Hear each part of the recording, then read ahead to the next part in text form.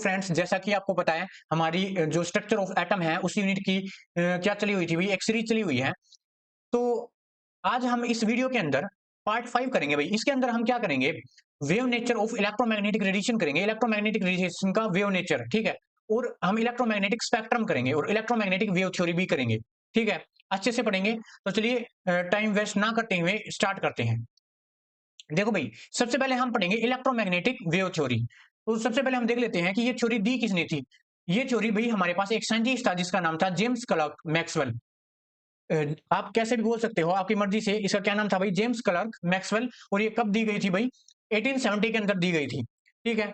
ये तो हो गया, ये मतलब इसकी डिस्कवरी कब हुई थी, ठीक है, और किसने दी थी। अब कुछ मेन पॉइंट्स है इस थ्योरी के, वो पढ़ लेते हैं भाई। जैसे देखो, जैसा कि इस थ्योरी का नाम है इलेक्ट्रोमैग्नेट। इलेक्ट्रो मतलब इलेक्ट्रिक फील्ड और मैग्नेटिक मतलब मैग्नेटिक फील्ड। तो वो हमारे पास इन दोनों से मिलकर वेव्स बनती है कुछ, उनको हम इलेक्ट्रोमैग्नेटिक वेव्स बोला जाता है। उसके बारे में कुछ पॉइंट्स है, मतलब उन जो हमारे पास इलेक्ट्रोमैग्नेटिक वेव्स है उनके उसकी प्रॉपर्टीज के बारे में बताया गया है। मतलब बेसिकली उसकी प्रॉपर्टीज के बारे में बताया गया कि वो होती क्या है और वो मतलब क्या क्या कंसिस्ट करती है अपने अंदर, ठीक है। तो सबसे पहला पॉइंट देख लेते हैं। The energy is emitted from any source continuous in the form of radiation.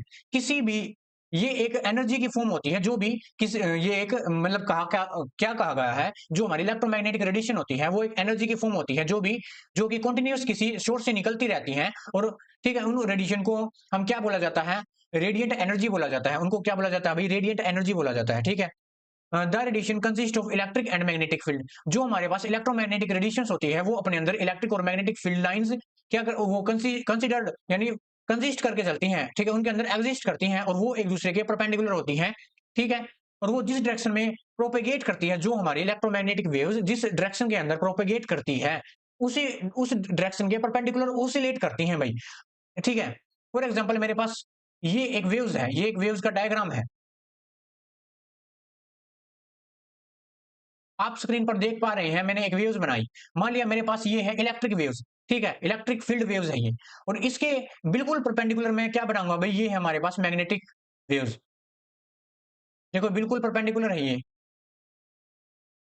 ठीक है। और मान लिया मैं इस डायरेक्शन में क्या कर रही है भाई, इस डायरेक्शन में प्रोपेगेट कर रही है। मान लिया ये वेव्स इस डायरेक्शन में जा रही है, तो ये इस डायरेक्शन में क्या करेगी भाई, ओसिलेट करेगी। इस डायरेक्शन में क्या करेगी भाई, ओसिलेट करेगी। तो आपस में एक दूसरे के परपेंडिकुलर होगी। देखो भाई ये 90 डिग्री का एंगल बन गया ना, तो क्या हो गया भाई, क्या हो गई भाई ये एक दूसरे के परपेंडिकुलर हो गए। देखो भाई इस डायग्राम के अंदर भी देखो आप, देखो भाई हो क्या रहा है यहाँ पर। यहाँ पर देखो, एक तो हमारे पास जो आपको रेड लाइन दिख रही है, जो आपको रेड लाइन दिख रही है ये हमारे पास मैग्नेटिक फील्ड है, और जो आपको ब्लू लाइन दिख रही है ये इलेक्ट्रिक फील्ड ऑफ लाइंस है, ठीक है। एक दूसरे के परपेंडिकुलर ओसिलेट कर रही है और जिस डायरेक्शन में ये जा रही है उस डायरेक्शन के परपेंडिकुलर ये क्या कर रही है भाई, ओसिलेशन कर रही है, ठीक है। देखो भाई ये हमारे पास ब्लू लाइन दिखाई गई है, ये इलेक्ट्रिक फील्ड वाली लाइन्स है, ठीक है। आप देखिए स्ट्रक्चर को, और ये हमारे पास कौन सी है, मैग्नेटिक फील्ड लाइन्स है।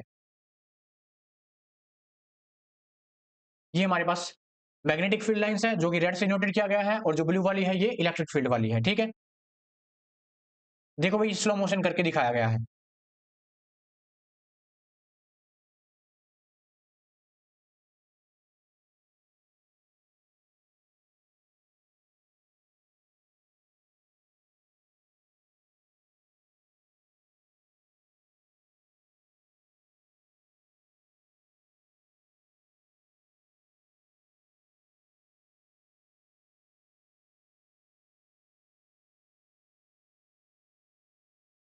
देखो भाई अब हम बढ़ते हैं थर्ड पॉइंट की ओर।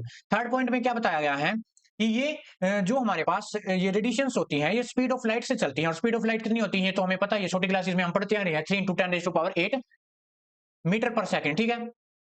और इसकी इसी कैरेक्टरिस्टिक्स की वजह से इसको इलेक्ट्रोमैग्नेटिक वेव्स बोला जाता है, ठीक है। ये आपको अच्छे से क्लियर हुआ होगा। और नेक्स्ट पॉइंट है हमारा, जो ये रेडिएशंस होती हैं इनको प्रोपेगेट करने के लिए किसी भी मटेरियल मीडियम की जरूरत नहीं पड़ती है। मान लिया मेरे पास फॉर एग्जांपल जैसे साउंड वेव्स है, उनको प्रोपेगेट करने के लिए किसी मीडियम की जरूरत पड़ती है, तभी वो क्या हो जाती है, तभी वो प्रोपेगेट की कर सकती हैं भाई, जो साउंड वेव्स होती हैं, ठीक है। लेकिन जो हमारे पास इलेक्ट्रोमैग्नेटिक वेव्स होती हैं उनको किसी भी मीडियम की जरूरत नहीं पड़ती प्रोपगेट होने के लिए। फॉर एग्जांपल जैसे हमारे पास रेज आती हैं, सन से अर्थ तक रेज आती हैं स्पेस से, तो वहां पर कोई मीडियम थोड़ी ना प्रेजेंट है, वो ऐसे ही आती है विदाउट एनी मीडियम। तो वो हमारे पास इलेक्ट्रोमैग्नेटिक वेव्स होती हैं, ठीक है। आई होप आपको इतना अच्छे से समझ में आया होगा। चलिए अब हमारे पास नेक्स्ट टॉपिक करते हैं, सम इंपोर्टेंट कैरेक्टरिस्टिक्स ऑफ वेव्स। जो वेव्स हमने पढ़ी हैं उसके कुछ इंपोर्टेंट कैरेक्टरिस्टिक्स हैं। तो सबसे पहले हम पढ़ लेते हैं वेवलेंथ। सबसे हम पहले हम पढ़ लेते हैं कि वेवलेंथ होता क्या है। देखो भाई, wavelength of a wave is defined as a distance between two consecutive crest और ट्रफ। सबसे पहले हम ये देख लेते हैं कि क्रिस्ट और ट्रफ होता क्या है। देखो भाई, अब हम ये समझते हैं कि जो क्रिस्ट और ट्रफ क्या होते हैं। हमारी वेव्स के दो पार्ट होते हैं। मान लिया मेरे पास ये कोई भी एक वेव्स है, ठीक है, ये इस डायरेक्शन के अंदर जा रही है, प्रोपेगेट कर रही है। अब जो इसका ऊपर वाला पार्ट होगा इसको हम क्या बोलेंगे भाई, क्रिस्ट बोलेंगे। इसको क्या बोलेंगे, क्रस्ट बोलेंगे। ये ऊपर वाला पार्ट है, ठीक है, ये ऊपर वाला पार्ट। और जो नीचे वाला पार्ट होगा, जो नीचे वाला पार्ट होगा, इसको हम क्या बोलते हैं भाई, ट्रफ बोलते हैं, ठीक है। और इसको रिप्रेजेंट किससे करते हैं, जो वेवलेंथ है उसको हम लैम्डा से डिनोटेट करते हैं। ये इसका सिंबल है भाई लैम्डा का, अच्छे से याद रखना है। और इसकी यूनिट क्या है भाई, एंगस्ट्रोम है, माइक्रोन है, ठीक है, नैनोमीटर है, सेंटीमीटर और पिकोमीटर है। ये तब कम आएंगे जब हम क्वेश्चन सोल्व करेंगे। तो ये भी आपको अच्छे से याद रखना है कि 1 एंगस्ट्रोम के अंदर 10⁻⁻10 मीटर होते हैं। 1 पिकोमीटर के अंदर 10⁻⁻12 मीटर होते हैं। और 1 नैनोमीटर के अंदर 10⁻⁻9 मीटर होते हैं, ठीक है। और 1 माइक्रोन के अंदर 10⁻⁻6 मीटर होते हैं, ठीक है। ये आपको यूनिट्स अच्छे से याद करनी है, ठीक है, ये आपको याद ही कर लेनी है। आगे देखते हैं, हमारे पास नेक्स्ट टर्म है हमारे पास फ्रीक्वेंसी। फ्रीक्वेंसी को हम म्यू से डिनोटेट करते हैं। किससे, म्यू से डिनोटेट करते हैं। ये ऐसा होता है भैया, ठीक है, ये रहा। अब फ्रीक्वेंसी होता क्या है, मान लिया मेरे पास कोई भी एक पॉइंट है, मान लिया मेरे पास ये पॉइंट है ये। अब इस पॉइंट से 1 सेकंड के अंदर कितनी नंबर ऑफ वेव्स पास कर जाएंगी, वो हमारी क्या कहलाती है, उसकी फ्रीक्वेंसी कहलाती है। मान लिया मेरे पास ये वेव्स है, ये वेव्स है, जो इस डायरेक्शन में ये प्रोपेगेट कर रही है। इस पॉइंट से ये वेव्स इस पॉइंट से 1 सेकंड के अंदर, 1 सेकंड के अंदर,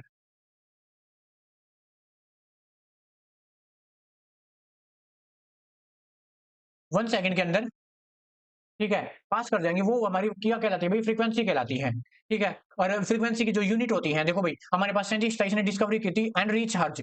तो हमारे पास इसकी जो यूनिट्स है वो हर्ट्ज के नाम पर ही पड़ गई, ठीक है। और क्या कर सकते हैं, और भी यूज कर सकते हैं, साइकिल पर सेकंड। जो हमारा 1 हर्ट्ज होता है, 1 पर साइकिल सेकंड होता है, ठीक है। इसका फॉर्मूला हमारे पास क्या होता है, mu is equal to c by lambda. ये आपको अच्छे से याद करना है, ये आपको अच्छे से याद करना है। ये आगे जब क्वेश्चन सोल्व करेंगे तो उसके अंदर हमारे पास काम आएगा। सी यहाँ पे हमारे पास स्पीड ऑफ लाइट, सी यहाँ पे स्पीड ऑफ लाइट है जब वैक्यूम के अंदर हम यूज कर रहे हो, ठीक है। लैम्डा हमारे पास क्या है भाई, वेवलेंथ, जो हमने आगे देख लिया था, ठीक है। चलिए आगे बढ़ते हैं। अब हम करेंगे वेलोसिटी। वेलोसिटी करेंगे भाई, इसको सी से डिनोटेट किया जाता है, जो हमने पीछे भी देखा था, ठीक है। अब वही ये बात है, it is the distance travelled any body, यानी वेव्स, यहाँ पे बॉडी हम वेव्स को लेकर चलेंगे, ठीक है। 1 सेकंड के अंदर वेव्स कितनी डिस्टेंस ट्रेवल कर जाती है, वो उसकी वेलोसिटी कहलाती है। मैंने क्या कहा है, 1 सेकंड के अंदर कोई भी वेव्स, कोई भी बॉडी कितनी डिस्टेंस ट्रेवल कर जाती है, वो उसकी क्या कहलाती है, वेलोसिटी कहलाती है। अगर मेरे पास वो डिस्टेंस ट्रेवल वैक्यूम में कर रही है, अगर मेरे पास क्वेश्चन में अगर वैक्यूम दिया गया है तो वो हम सी की वैल्यू हमेशा स्पीड ऑफ लाइट के इक्वल ही लेके चलते हैं। अगर मेरे पास वैक्यूम दिया गया है तो सी की वैल्यू हमेशा हम इतनी लेकर चलेंगे। ये आपको याद ही करना है, याद रखना है ये। उसके बाद हमारे पास आ जाता है एम्पलीट्यूड। इसको ए से डिनोटेड किया जाता है। क्या बोला जाता है अभी देखो, it is the height of the crest and depth of the trough is express in unit of length. देखो क्या कहा गया है इधर, एम्पलीट्यूड हमारा क्या होता है। देखो ये मेरे पास कोई भी एक वेव्स है, मेरे पास ये कोई भी एक वेव्स है, इसकी हाइट कितनी है ऊपर की तरफ, इसकी क्रेस्ट की हाइट कितनी है, वो हमारे पास क्या कहलाता है, क्या कहलाता है भाई, एम्पलीट्यूड कहलाता है। और डेप्थ मतलब जो हमारा ट्रफ है उसकी डेप्थ कितनी है। देखो वेवलेंथ आपको करा दिया था, क्या करा दिया था भाई, देखो शायद अगर नहीं कराया तो मैं बता देता हूं। जो वेवलेंथ हमारे पास, ये डिस्टेंस होती है किसके बीच बीच की, टू कंसेक्यूटिव क्रिस्ट और ट्रफ, ठीक है। मान लिया मेरे पास ये क्रिस्ट है, अगला क्रिस्ट ये होगा, क्योंकि कंसेक्यूटिव दे रखा, कंसेक्यूटिव मतलब लगातार। इन दोनों के बीच की डिस्टेंस है, ये हमारे पास वेवलेंथ कहलाती है। कहने का मतलब ये मेरे पास एक वेवलेंथ हो गई ये, ठीक है। क्योंकि आगे मेरे पास एक दूसरा क्या आ जाएगा भाई, क्या आ जाएगा, मेरे पास क्या आ जाएगा भाई, दूसरा क्रिस्ट आ जाएगा। वैसे ही मेरे पास ट्रफ है, नेक्स्ट ट्रफ ये है, इन दोनों के बीच की डिस्टेंस है, ये मेरे पास एक वेवलेंथ कहलाएगी, ठीक है। ये था भाई। तो अब हम यहाँ पर एम्पलीट्यूड देख रहे थे। एम्पलीट्यूड के अंदर क्या था कि हमारे पास हाइट कितनी है किसकी, यहाँ पे हम हाइट देखेंगे भाई, हाइट हाइट देखेंगे किसकी, क्रिस्ट की। और डेप्थ देखेंगे किसकी, ट्रफ की, ठीक है। वो हमारा एम्पलीट्यूड कहलाता है। अब नेक्स्ट टॉपिक हमारे पास, टॉपिक तो क्या, नेक्स्ट टर्म हमारे पास ये है वेव नंबर। इसको हम म्यू बार से नोटेट करते हैं, किससे, म्यू बार से। ये आपको अच्छे से याद करना है, ठीक है। और ये मतलब होता क्या है, हमारे पास 1 सेंटीमीटर लेंथ के अंदर कितनी वेवलेंथ प्रेजेंट है, वो हमारे पास वेव नंबर कहलाता है। मान लिया मेरे पास 1 सेंटीमीटर, ये मेरे पास 1 सेंटीमीटर लेंथ है, इसके अंदर कितनी मेरे पास वेवलेंथ प्रेजेंट है, कितनी मेरे पास वेवलेंथ प्रेजेंट है, वो मेरे पास क्या कहलाता है भाई, वेव नंबर कहलाता है। और ठीक है, ये हमेशा इनवर्सली प्रोपोर्शनल होता है किसके, वेवलेंथ के। जो हमारा वेव नंबर होता है वो इनवर्सली प्रोपोर्शनल होता है मेरे पास किसके, वेव नंबर के, किसके, वेवलेंथ के। ठीक है, वेवलेंथ किसे नोटेट किया था, अभी तो बताया था, लैम्डा से। देखो भाई, अब थोड़ी देर पहले, अब थोड़ी देर पहले हमने फ्रीक्वेंसी का फॉर्मूला क्या देखा था भाई, याद हो तो बताओ, बताओ जल्दी बताओ। फ्रीक्वेंसी का फॉर्मूला हमने देखा था सी अपॉन में लैम्डा, यही था ना, यहाँ सी अपॉन में लैम्डा। और हमारे पास ये जो वेव नंबर है वो लैम्डा के क्या होता है भाई, इनवर्सली प्रोपोर्शनल होते हैं। तो मैं ये लिख सकता हूँ, मैं ये लिख सकता हूँ क्या, frequency is equal to c into में वेव नंबर। ये आपको फॉर्मूला अच्छे से याद रखना है, ठीक है।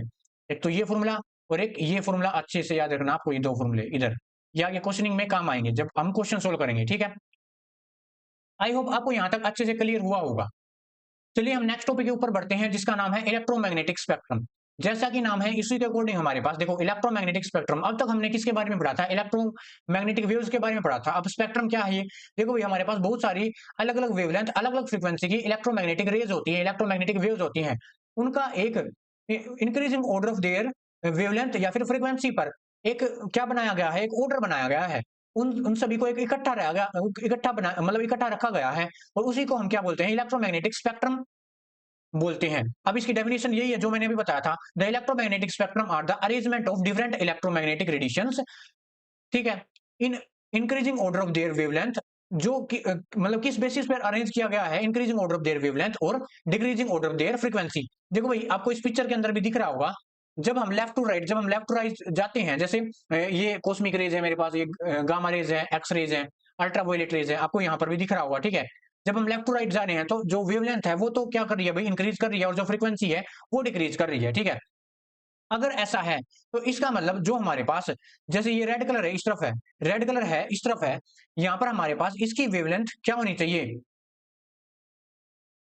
ठीक है बताओ, मैक्सिमम वेवलेंथ होनी चाहिए ना। तो हमारे पास जो रेड कलर होता है भाई, रेड कलर होता है, इसकी जो मैक्सिमम वेवलेंथ होती है, ठीक है, और वो इतनी होती है, आपको याद कर लेना है, ठीक है ये। और जो हमारे पास फ्रीक्वेंसी है, अगर left to right frequency decrease हो रही है, तो इसका मतलब इसकी फ्रीक्वेंसी भाई सबसे कम होगी रेड की, ठीक है। इसका उल्टा कर दो भाई, इस तरफ आ जाओ, वॉयलेट कलर के अंदर आ जाओ, तो हमारे पास इस तरफ मैक्सिमम फ्रीक्वेंसी हो जाएगी और मिनिमम क्या हो जाएगी भाई, वेवलेंथ, ठीक है। आपको बस ये दो एक याद कर लो और उसको उल्टा कर देना दूसरे का, ये याद हो जाएगा आपको। ये वैल्यू भी अच्छे से याद करनी है आपको, ऑप्शन में पूछ सकते हैं किसी भी पेपर के अंदर, ठीक है। देखो भाई ये हमारा ऑर्डर है इलेक्ट्रोमैग्नेटिक रेडिएशन का। कैसे बनाया गया है ये ऑर्डर, जब हम लेफ्ट टू राइट जाते हैं, जब हम लेफ्ट टू राइट जाते हैं, जैसे मैंने देखो ये एरोज बना रखी है ग्रेटर देन की, इसका मतलब क्या है, तो हमारे पास increasing order of their wavelength. तो जैसे जैसे हम जो हमारी वेवलेंथ है, जो हमारी वेवलेंथ है यानी लैम्डा है, वो तो मेरी क्या कर रही है भाई, इंक्रीज कर रही है। इसका मतलब जो हमारी रेडियस वेव है उसकी वेवलेंथ सबसे ज्यादा है और कॉस्मिक रेज की कम है, और जब हम उस तरफ जा रहे हैं तो मेरे पास जो फ्रीक्वेंसी है यानी म्यू है, वो क्या कर रही है भाई, डिक्रीज कर रही है। इसका मतलब जो कॉस्मिक जो हमारी रेडियो वेव्स है उसकी जो फ्रीक्वेंसी है वो बिल्कुल लो है, और जो हमारे पास ये है फ्रीक्वेंसी, ठीक है, फ्रीक्वेंसी, और यहाँ पर फ्रीक्वेंसी इसकी क्या भाई, हाई है, हाई फ्रीक्वेंसी। अब हमारे पास क्या होता है, एक विजिबल रीजन होता है, केवल इसी हम अपनी आंखों से देख सकते हैं इसी रीजन के अंदर। जैसा कि नाम है उसी के अकॉर्डिंग तो विजिबल है, इसका मतलब हम आंखों से देख सकते हैं। इसके अंदर हमारे पास क्या आता है, एक एक पैटर्न आता है,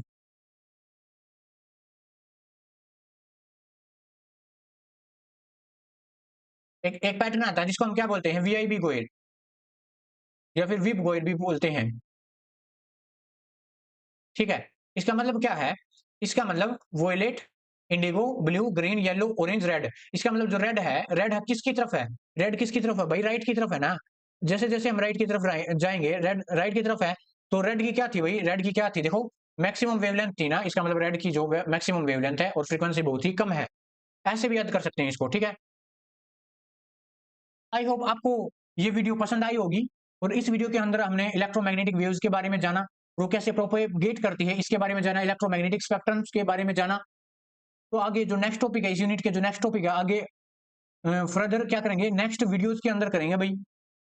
तो तब तक के लिए थैंक यू, हमारे साथ जुड़े रहिए।